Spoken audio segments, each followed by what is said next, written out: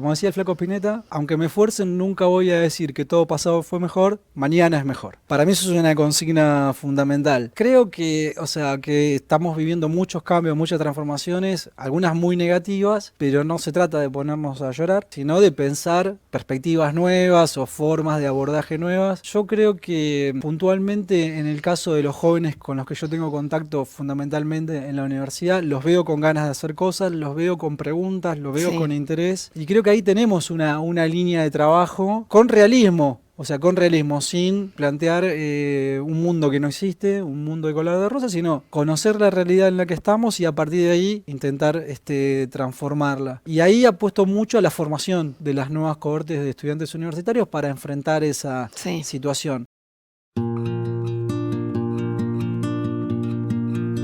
On me dit que nos vies ne valent pas grand-chose, elles passent en un instant comme fanent les roses.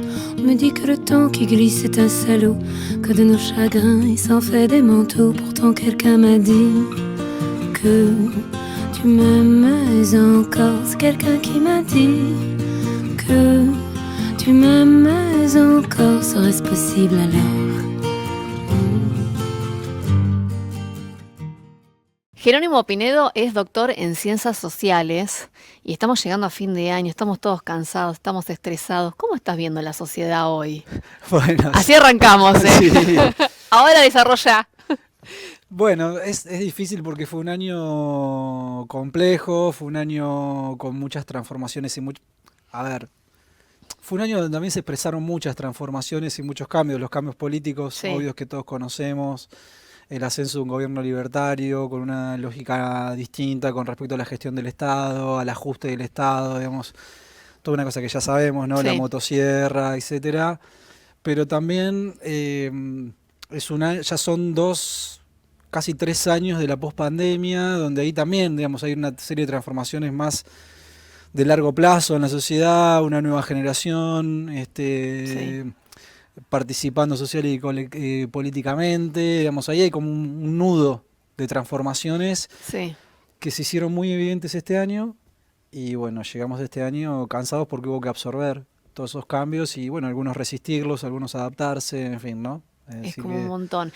Yo arrancaba así como para que desarrolles, pero vamos a puntualizar. Sí. Vos trabajás en la Universidad Nacional de La Plata, Sí. trabajás con un montón de equipos y bajás a territorio. Es decir, vos ves la realidad o por lo menos estás en contacto, por ejemplo, con los sectores más vulnerables, ¿no? Sí. En eso que vendría a ser en provincia de Buenos Aires puntualmente. Sí, sobre todo en la región, lo que sería el Gran La Plata, Bien. Berizo, La Plata y Ensenada, porque bueno, mi área, la que yo estoy al frente, que es la Secretaría de Extensión, ayuda a gestionar una serie de proyectos y de propuestas que surgen de la propia facultad en relación con los territorios donde más exclusión y desigualdad hay, ¿no? Sí.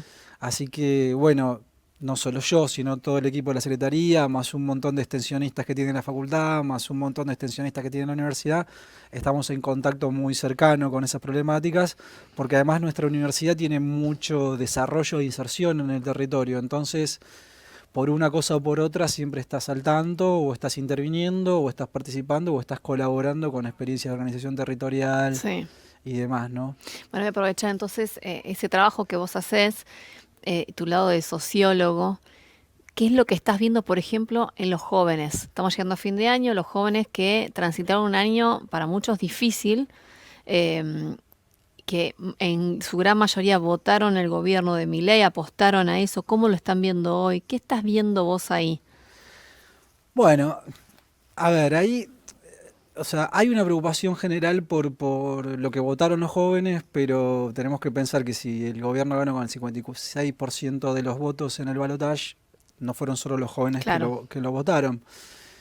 Lo que pasa también que hay una digamos, ya no es una sorpresa, pero en un momento había una sorpresa porque en general se consideraba que los jóvenes de otras generaciones estaban identificados con otro proyecto político y fue sorpresivo que, bueno, que un porcentaje importante de jóvenes, sobre todo varones, se vieran interpelados por las propuestas de Javier Milei y los libertarios, ¿no?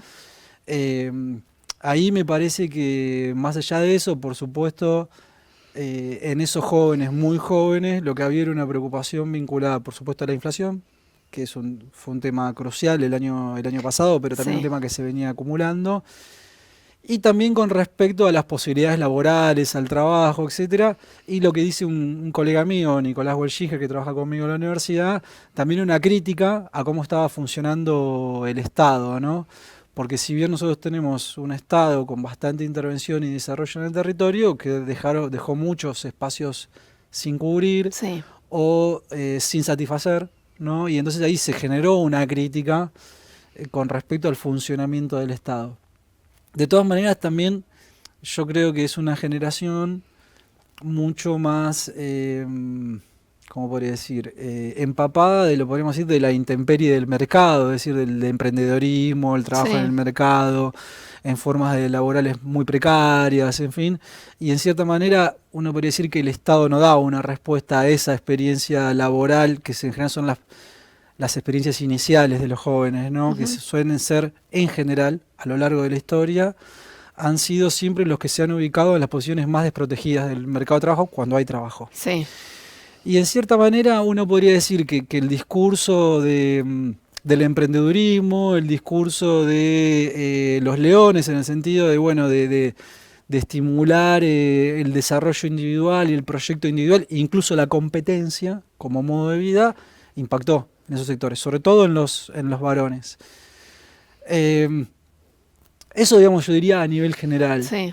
Por supuesto que los jóvenes son distintos y heterogéneos en función de la pertenencia de clase, al sector social que pertenecen, según sus perspectivas, según sus propios proyectos individuales y familiares. Entonces no podemos decir de manera homogénea Claro, suena cómo extraño decir impactó. los jóvenes, pero bueno, más o Claro, es menos. como si dijéramos los viejos Sí, o los o las grandes. mujeres, bueno, es Sí. difícil. Yo lo que diría, o sea, uno podría decir, si lo pensamos a nivel político, de las opiniones políticas en general, lo que más impactó en los jóvenes negativamente, y eso lo estudiamos bastante, fue el discurso anti-universidad del gobierno. Es decir, ahí sí hubo una reacción incluso de los jóvenes, incluso de jóvenes votantes de Milei, Sí. diciendo, bueno, esto no lo queremos, ¿no? Esto no es esto lo que El que límite. queremos. O sea, ese es un límite en el sentido de que si uno ve, por ejemplo, las encuestas de opinión, las instituciones de mayor prestigio en la sociedad siguen siendo las universidades por amplia diferencia. Sí. Entonces los jóvenes en ese sentido vieron que eso era algo que funcionaba y que era probablemente un lugar donde podían proyectar su futuro, ¿no? Entonces en eso, por eso hubo una reacción tan grande que se desplegó en todos los territorios, porque si uno Sí. mira la movilización universitaria, donde participaron activamente muchos jóvenes, se dio en los territorios más recónditos del país, incluso en localidades donde no hay universidades. Mirá. O sea, ni hay, digo yo, Ingeniero Yocabasi, por ejemplo, en Río Negro, Mirá. hubo una movilización a favor de la universidad, tanto en abril como en octubre, que fueron las dos grandes movilizaciones. Y eso un poco lo que expresa es que, bueno, que sigue estando dentro de las familias de sectores populares, pues estamos hablando de Ingeniero Jacobasi, no estamos hablando de, Sí. ¿no?, de una ciudad central, sino más bien de pequeñas ciudades de trabajadores, incluso con cierta relación con la ruralidad, que lo que plantean es, bueno, la universidad está dentro de su horizonte como proyecto familiar. Entonces, cuando uno indaga en las críticas al Estado, por ejemplo, lo que los pibes te dicen, bueno, sí, pero está bien, tenemos críticas Sí. porque cómo funciona la salud, cómo funciona la educación primaria, cómo funciona la educación secundaria, pero estamos de acuerdo con que el Estado siga financiando la educación superior. Sí. O sea que yo diría que ahí hubo como un movimiento o un corrimiento, ¿no?, incluso de los propios votantes de Milei, de decir, bueno, acá esto no, esto el Estado lo Fue tiene uno que de seguir los pocos financiando. temas que el gobierno de alguna medida reculó, como diciendo, bueno, a ver, Sí, cómo lo, porque viste en otro tuvo que pensar, avanza. Sí, no digo porque que- después siguió avanzando, Sí. pero digo, generó ahí una instancia de resistencia, de reclamo, de Sí. límite con respecto a cómo se daban esas políticas. De todas maneras, el gobierno avanzó. Sí, avanzó. Por ejemplo, desfinanciando todo el sistema de ciencia y técnica, desfinanciando las universidades, vetando la ley que permitía reactualizar los salarios docentes y no docentes. Es decir, O sea, eso lo avanzó sentís. desde el punto de vista político, Sí. pero yo creo, o sea, del punto de vista político avanzó, pero desde el punto de vista social encontró ahí cierto límite, y sobre todo porque los protagonistas, sobre todo de la segunda movilización, fueron centralmente los jóvenes. Ujú. Eso por un lado. Por otro lado, por supuesto que los jóvenes votantes de Milei siguen afirmando Sí, sí. El apoyo al gobierno, en parte porque valoran la estabilización, el control de la inflación, es decir, eso lo siguen valorando. Valoran también el discurso anticasta, porque bueno, en cierta manera el discurso anticasta señala la presencia de privilegios o de ciertas situaciones que son consideradas injustas. No necesariamente lo son, pero son consideradas así como injustas, y los jóvenes son sensibles a eso, ¿no? A Sí. la presencia de privilegios o de injusticias. Entonces el discurso anticasta sigue funcionando, por más que después podamos discutir si el gobierno, para poder llevar adelante sus políticas, no termina negociando con lo que llama casta, ¿no? Sí, que eso va por otro carril. Pero eso va por otro carril, Sí, sí. exactamente.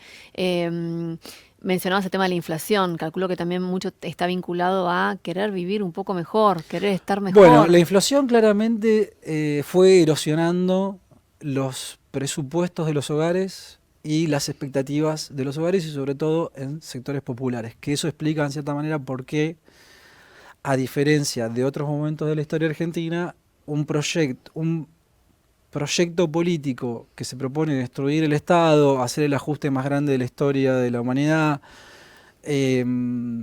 prendió, ¿no? Porque en cierta manera Milei pudo conectar la inflación o los problemas de la inflación con eso, ¿no? Con el Claro. tamaño del Estado, con el gasto público, etcétera, ¿no? Con la inversión pública, etcétera.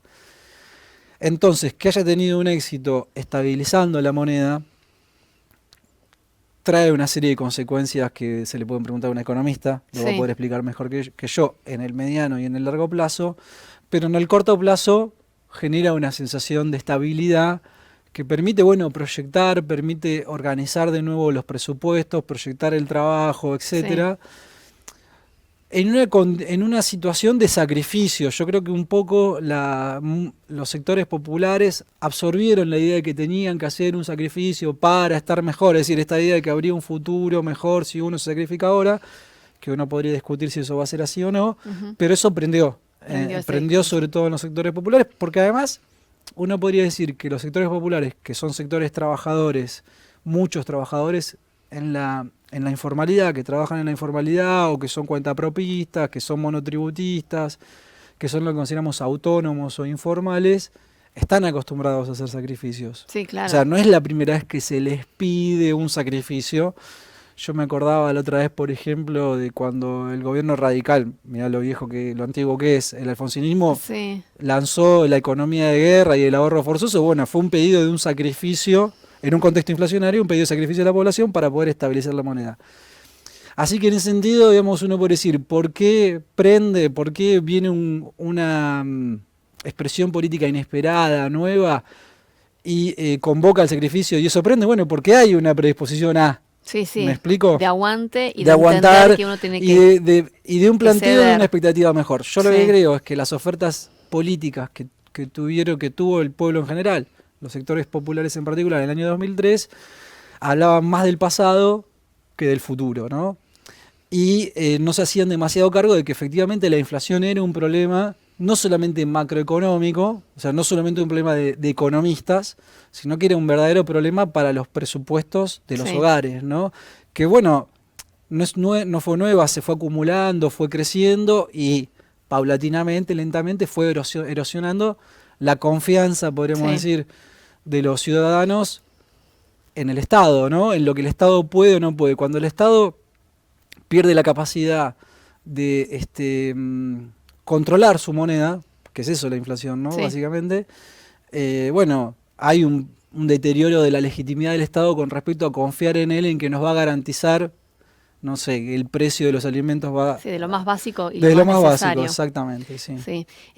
Este año, ¿cuál fue el estudio, el trabajo que más te impactó o que te dio algún resultado que vos decís, bueno, esto me conmovió de alguna manera? Si me lo querés contar. Sí, a ver, o sea, te puedo hablar de una cosa general y una en particular Sí. del territorio. Por ahí puedo contar más sobre el territorio. Este año hicimos un trabajo, por ejemplo, de relevamiento comunitario sobre los consumos problemáticos, ¿no? Drogas, básicamente, Sí. ¿no? Paco y otro tipo de sustancias. Lo que más me impactó fue la extensión que tiene en los chicos más chiquitos.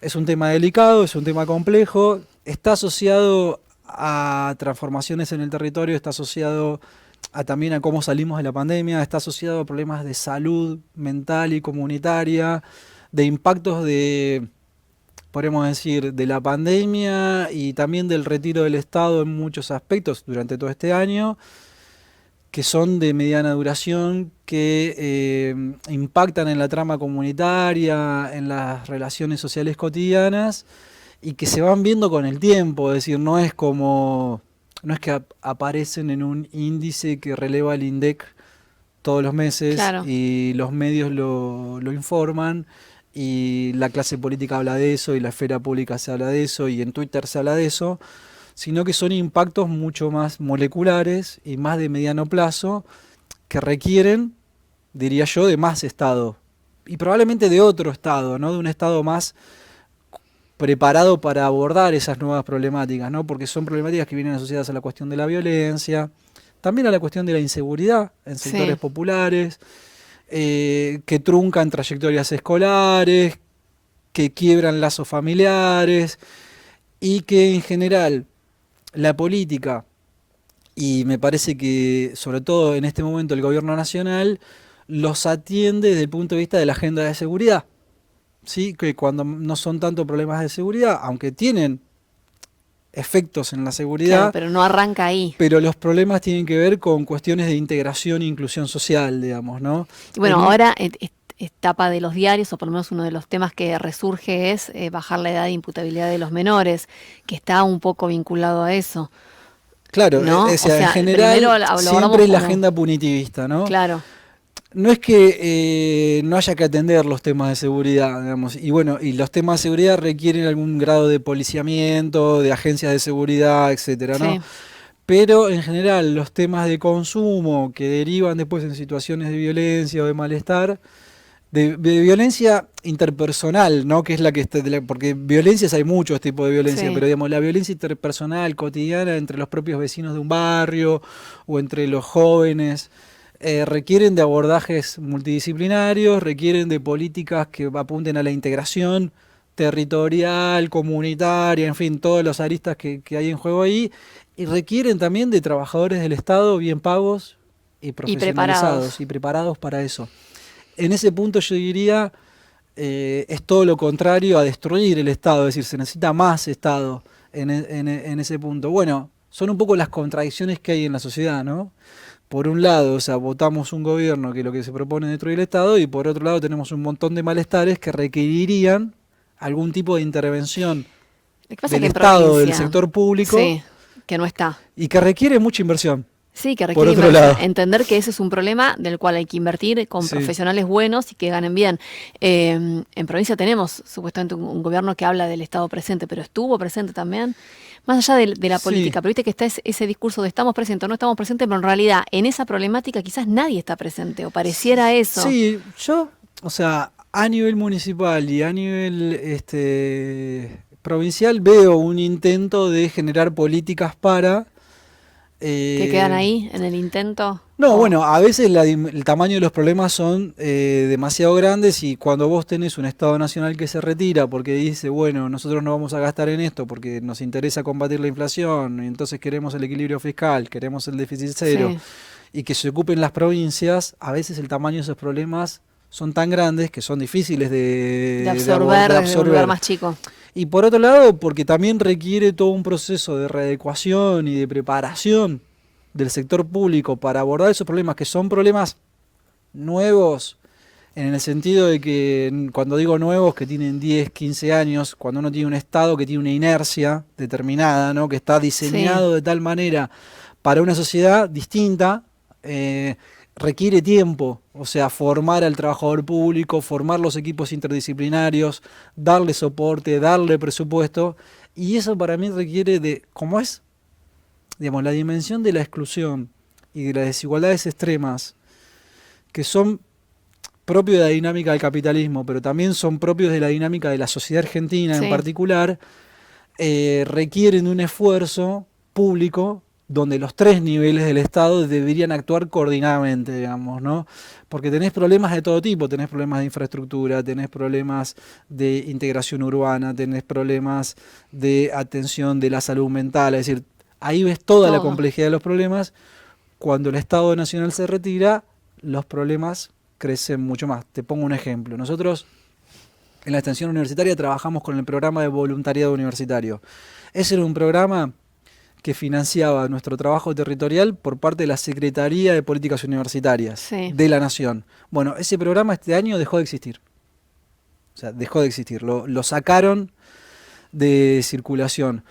Bueno, eso impactó en todos nuestros equipos porque no tenemos presupuesto para hacer el trabajo. Entonces, la facultad se hace cargo con su propio presupuesto, que es exiguo, del funcionamiento de esos equipos. Es decir, todo eso te va impactando a medida que el Estado Nacional... Y perdóname, se va- ¿y esos equipos puntualmente qué es lo que hacían? Como para entender el impacto de no De poder todo, trabajar. por ejemplo, tenemos equipos que hacen acompañamiento escolar y trabajan en coordinación con las escuelas para trabajar con los chicos que están más rezagados en el Claro. proceso de alfabetización, por ejemplo, tanto en lengua como matemáticas. Un tema que este gobierno nacional todo el tiempo habla, ¿no? De que quieren un programa de alfabetización. Bueno, acá había un montón de equipos formados por la facultad y por la universidad que se quedaron sin financiamiento porque ese programa, que no es un programa caro además, porque es un programa que básicamente financia no salarios, que es lo más caro en general, sino que financia los viáticos o pequeños subsidios para comprar material.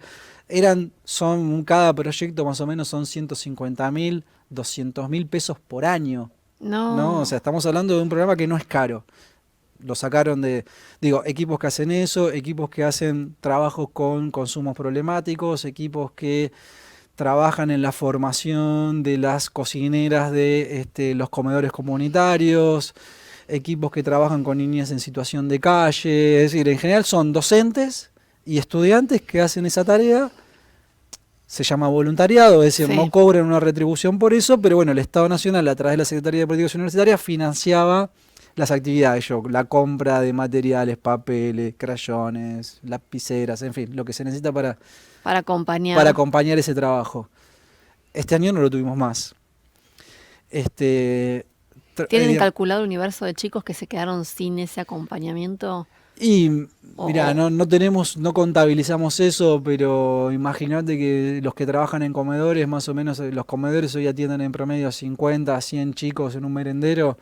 Bueno, nosotros lo seguimos haciendo, ¿no? Pero bueno, lo hacemos a pulmón. Claro. Dejamos de recibir ese financiamiento. Te puedo asegurar que ahí no había ni privilegios, ni vicios, ni corrupción, ni nada por Y el tampoco estilo. era costoso. O sea que hubo una decisión política de frenarlo, Sí. de recortar Digamos, y así hay muchos experiencias. No son los fideicomisos que no se sabe quién los hizo, Sí. para qué los hizo, etcétera. Uno podría decir que en ese proceso del ajuste más grande del mundo, de la historia de la humanidad, también se llevan puesto un montón de programas que hacían que, bueno, que el sector público, las universidades, el Estado municipal, el Estado provincial, articulara políticas en el territorio, ¿no? Eso ha ido haciendo más difícil el trabajo, ¿no? Sí. Esto estamos hablando de una cosa muy chiquita de cómo nos afecta a nosotros como institución, a la Facultad de Humanidades, pero si eso lo ponemos en el panorama, por ejemplo, del aumento de la demanda alimentaria que hemos venido...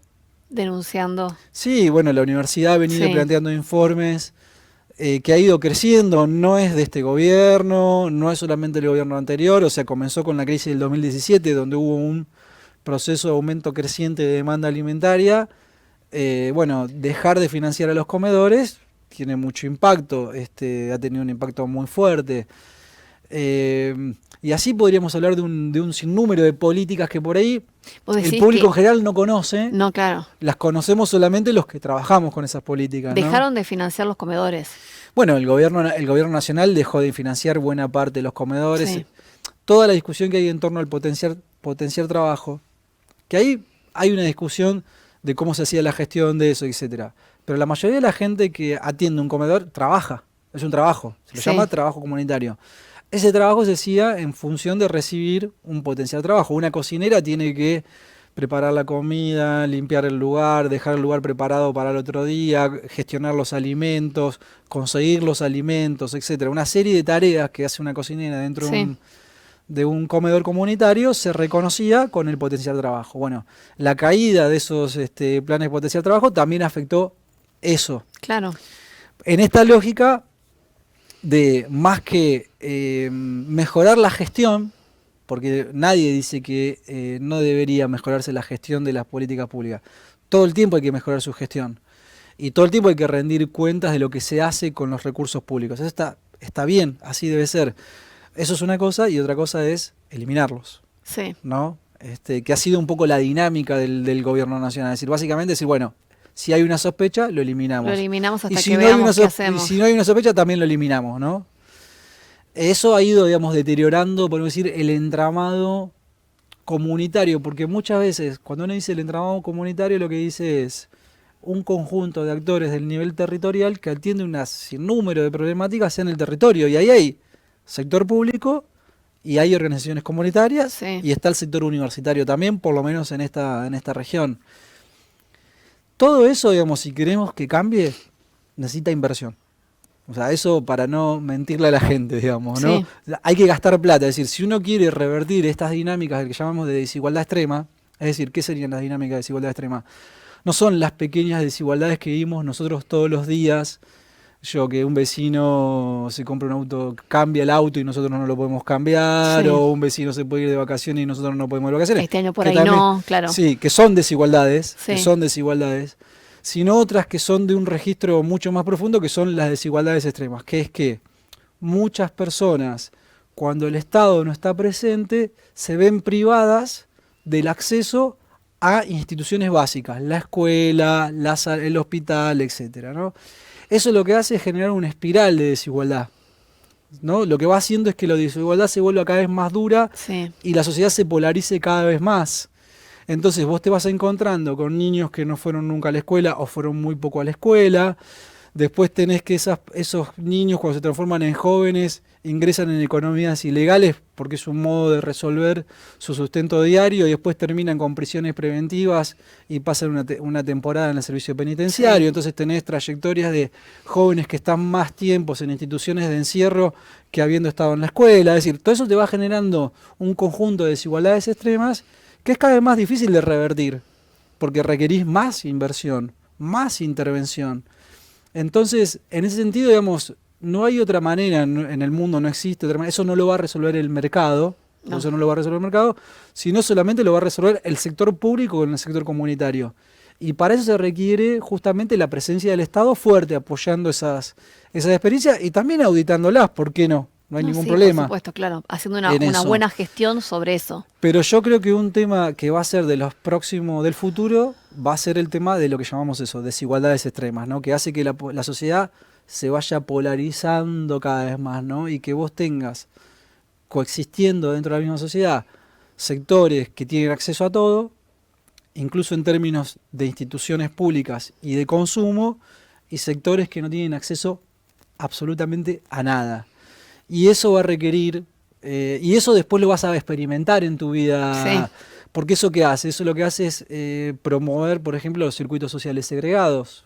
O sea, que haya un sector de la población que, como tiene recursos monetarios, recursos económicos, resuelva todas sus necesidades en un circuito donde paga por eso, Claro. ¿sí? Sectores que una parte la pagan y otra parte la hacen a partir de las instituciones públicas, y un sector que no va a tener acceso ni a lo público ni a lo privado. Y eso va a requerir digamos, eso va a ir impactando, porque uno puede decir, ¿dónde está la fuente de la violencia interpersonal? Bueno, está ahí. Está en la ahí. falta de integración social, en que el lazo social ya no nos integra a todos en una sociedad en común, sino que cada uno hace su propio circuito, su recorrido social. Ahora, ¿cómo se puede ver eso? Porque no está, eso parece como invisible dentro de lo que es el discurso de cualquier partido político, de cualquier situación. Sí. Está tapado, no Bueno, está. hoy los jóvenes, por ejemplo, seguir Sí. el tema de los jóvenes, hoy los jóvenes circulan mucho menos por la sociedad de lo que se hacía 20 años atrás. Si uno recuerda la juventud de uno, fue una escuela pública, vino a la Sí. universidad, hizo extensión universitaria, tenía un recorrido, un conocimiento que lo llevaba más allá de su propio grupo social de pertenencia. Hoy por hoy, si uno mira los circuitos sociales, en general los jóvenes hacen un circuito, un recorrido, una trayectoria por la sociedad más en grupos más homogéneos, Sí. lo cual para mí les ha dado una pérdida de perspectivas de lo que pasa en la sociedad más en general. Sí. Hoy, por ejemplo, nosotros tenemos en la facultad un programa de actividades para jóvenes universitarios que recién se incorporan a la vida universitaria para que hagan prácticas territoriales. Y una de las cosas que te dicen es, por ejemplo, yo no sabía que esto existía. Yo no sabía que la gente, para poder comer todos los días, tiene que juntarse, hacer una olla, ver cómo consigue los alimentos, pedir una donación en la carnicería, conseguir que un vecino done una cosa, hacerlo en el fuego, hacerlo con fuego porque no tienen gas. Es decir, eso que es una cosa, uno puede decir, básica, de que el otro, conocer cómo es la realidad del otro, es una cosa que no está dada per se como hace 20 años atrás, sino que ahora las propias instituciones educativas tienen que hacer, en este caso la universidad, hacer una tarea de formación de sus estudiantes que conozcan otras realidades. ¿Por qué? Porque cuando uno vaya a ser médico, contador, profesor de sociología, profesor de comunicación, periodista, lo que sea, va a enfrentarse con esa realidad, ¿no? O sea, va a tener que, en tu propio trabajo vos te vas a enfrentar, en tu salita de salud vas a recibir esa realidad, en tu estudio contable lo vas a recibir, en tu estudio de abogado, como periodista vos lo vas a tener que comunicar y vas a tener que encontrar una forma de comunicarlo. Sí. Entonces, bueno, eso que antes era per se, para mí es un cambio social profundísimo. Ahora va a tener que estar dentro de la formación de nuestros profesionales, ¿no? Para poder acercarse a esa realidad. Bueno, te estoy exprimiendo un montón con esta nota, así que para ir cerrándola, ¿tenés algo? ¿Te estás viendo un poco de algún mensaje esperanzador o lo ves todo muy... ¿Cómo lo estás viendo para el próximo año o a la brevedad, digamos? Bueno, yo, o sea, como decía el Flaco Spinetta, mañana es mejor. El Flaco Spinetta decía, aunque me esfuercen, nunca voy a decir que todo pasado fue mejor, mañana es mejor. Para mí eso es una consigna fundamental. Creo que, o sea, que estamos viviendo muchos cambios, muchas transformaciones, algunas muy negativas, pero no se trata de ponernos a llorar, sino de pensar perspectivas nuevas o formas de abordaje nuevas. Yo creo que puntualmente en el caso de los jóvenes con los que yo tengo contacto fundamentalmente en la universidad, los veo con ganas de hacer cosas, los veo con preguntas, los veo con interés. Y creo que ahí tenemos una línea de trabajo con realismo, o sea, con realismo, sin plantear un mundo que no existe, un mundo de color de rosa, sino conocer la realidad en la que estamos y a partir de ahí intentar transformarla. Y ahí apuesto mucho a la formación de las nuevas cohortes de estudiantes universitarios para enfrentar esa situación. En ese sentido estamos mejor, porque hoy podríamos pensar que las universidades, todas en general, y creo que la marcha universitaria fue una muestra o un ejemplo de eso, estamos mucho más insertas en el territorio de lo que estábamos hace 20 años atrás cuando yo empecé a estudiar. Es decir, si alguien cree que las universidades están en una torre de marfil, yo puedo asegurar que no, que hoy estamos mucho menos, si vos querés, una torre de marfil que hace 20 o 25 años atrás. Eso es un buen activo, y no es un activo ni de un gobierno, ni del Estado, sino que es un activo de la propia sociedad que construyó esas universidades, ¿no? Porque son instituciones públicas, son espacios públicos para la sociedad. Así que en ese sentido yo diría, no sé si esperanzador, pero tenemos un piso para pensar cambios y transformaciones. Y por otro lado, bueno, la historia dirá, ¿no? Es decir, el tiempo dirá, no es que no todo se va a terminar en diciembre. En diciembre, en todo caso, cerramos el año y el año que viene volvemos a comenzar. Vemos qué pasa. Sí. Una pregunta que me quedó pendiente, que tendría que haberte lo hecho en el comienzo, pero digo, ¿por qué te pusiste a estudiar esto? ¿Qué te llevó a estudiar esto? Y meterte en todo esto. Me interesaba la política. Yo venía de un pueblo, de una ciudad, una ciudad intermedia de la provincia de Buenos Aires. De Junín. De Junín. Una familia que son profesionales, pero arquitectos, o sea, más bien vinculados a las profesiones liberales. A mí me interesaba la política y entonces en mi familia, digamos, se consensuó de que tenía que estudiar Derecho, porque, como todos saben, los abogados o abogado, los políticos son abogados, fundamentalmente abogados. Imagínate, ¿no? Yo cuando dije periodismo, ¿viste? Claro. Cuando vine a la universidad me tenía que poner a estudiar, estudié un año y tenía que estudiar códigos, tenía que aprenderme cosas de memoria y me di cuenta que no era lo mío, que yo lo que quería entender era cómo funcionaba la sociedad, básicamente, y por qué funcionaba como funcionaba, y ahí me enteré que había una carrera de sociología y me puse a estudiar y me encantó, porque bueno, ahí estudiábamos historia, estudiábamos economía, estudiábamos la teoría social, cómo se transforman las sociedades, cómo Sí. están organizadas, por qué pasa lo que pasa desde el punto de vista de los fenómenos sociales. Y me gustó mucho mis compañeros, cómo estudiábamos, lo que hacíamos, y me fui quedando. Ahí Y así encontraste lo bueno, que te y terminé como gustaba. sociólogo. Sí, sí, bueno. Gracias, Jerónimo, Gracias a por vos. compartir todo esto. Estamos cerrando el año y nos metimos de lleno en serio en un tema que es delicado. Es un tema delicado. Sí, bueno, es un tema difícil de tratar en los Sí. medios porque puede ser estigmatizante, Sí. pero yo creo que, bueno, de a poco tenemos que empezar a entender qué dinámica hay ahí, qué dinámica social hay y cómo es posible revertirla. Yo apuesto a que las explicaciones sociológicas sirvan para comprender un poco y a veces también sirve para bajar cierto nivel de ansiedad Ujú. y de reacciones violentas que las vemos todo el tiempo, Sí, porque muchas de esas reacciones tienen que ver también con qué hacer frente a algo que no puedo comprender, sí. ¿no? Que no puedo entender. Pongo un ejemplo para no estirarla, pero nosotros, por ejemplo, en la facultad tuvimos durante mucho tiempo tránsito de niños que iban a la facultad a pedir, a hacer determinadas cosas. Armamos un equipo de profesionales para atender esa problemática. Bueno, y ese equipo de profesionales empezó a explicarle al resto de los sectores de la facultad. Nosotros somos una facultad muy grande, no sé, más o menos 10.000 estudiantes que circulan a lo largo de toda la Sí. semana por la facultad. Es decir, es una facultad de masas, ¿no? Sí. Es muy difícil llegarle a cada estudiante. Bueno, ese equipo hizo todo un trabajo de explicar por qué sucedía lo que sucedía, por qué se interactuaba como se interactuaba con esos niños, qué se podía hacer, qué no se podía hacer, cuáles eran las soluciones que podía buscar la facultad, cómo debía vincularse con otras agencias del Estado que están especializadas en abordar esas problemáticas, etcétera. Y bajamos muchísimo el nivel de conflicto y de ansiedad de los actores de esa pequeña comunidad, de la Facultad de Humanidades, con respecto a esas presencias. Qué Desde un punto interesante de eso, vista, entender lo que pasa para saber cómo reaccionar frente a eso, para claro, bueno, entenderlo. y cuáles son nuestras responsabilidades y obligaciones, Sí, ¿no? Con respecto a eso también, es decir, cuáles son nuestros derechos, porque muchas veces nuestra reacción es la reacción de la víctima. No, yo tengo derecho a que no me molesten, yo tengo derecho a que no me hagan esto, a que no me hagan lo otro. Y muchas veces lo estamos grimiendo no frente al Estado, frente a una institución, sino frente a otro, que sí. es nuestro conciudadano, vamos a decirlo así, sea un niño o sea un adulto. Y bueno, explicar, intervenir, dar cuenta de que bueno, que por ahí, si modificamos el modo en que nos vamos relacionando, no solucionamos todos los problemas, porque algunos problemas son de otro orden, pero podemos mejorar un poco nuestra convivencia, suma, creo que puede sumar. Buenísimo, gracias. No, gracias a vos.